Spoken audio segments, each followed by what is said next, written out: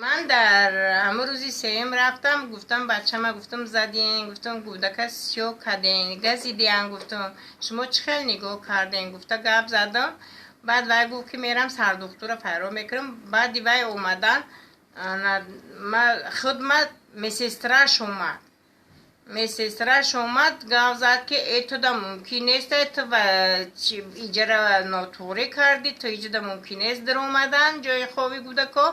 گفتم گودک گیرین، گفتم گودک نایستاد، مرا مختم قپی که من میرم قتید. گفته بعد چی کردم، گودک نو گرفته، گودک در زمینه و پرت افتن، مرا تله تله کرده، تنوم مرا سیو کبود کرده، خدمه زدن تا همون میسیستراش. و بعدی وای اومدم دیگه، گفتم شما رو، گفتم من دیگه جوگه میزنم، گفتم این خیلی ده نمیشم. من وزارت تندرستی ده وزیر ده گپ زدم، عرضه نویسانم دادم. بعدی وزیر مرا با پرسیده، وزیر تندرستی روزی قبولش در اومدم، بچه من اسنیام که کدگی بودم جای زدگیوشا، وزیر دید همه، ای خدمم دید جای زدگی ما، وزیر هم مرا دید که گفتم نمخه میسیسترش مرا زد، گفتم نمیدونم کجا برم کی دا عرض کنم.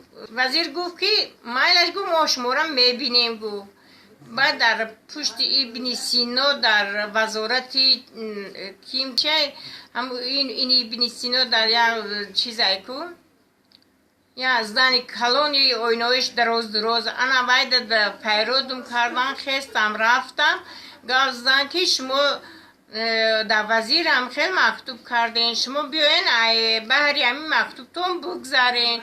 گفتم نه مرا زده، گفتم تو، گفتم جوابگاری کشیده شود. هر باره برم یک جاش دو جاش گودکی بیچاره سیاهای گزیدگی های زدگی های. کی میزده باشد اونجا؟ باری گودکا میکنن اینجا، گودکا همش به عقل گودکا میکنن، خودش میکنه. گفتم بچی من تری نیست، بچی من کسل نمیگیرش، بچی من گپ نمیزنه دیگه، یگان خیلی کسل نداره، یگان چی نداره. گفته گپ زدگیم وزیر مرم چی شون دیرکتر شون در اوچسکوای دوده و گفته ایسته بود دیرکتری کی؟ دیرکتری همون چوربو.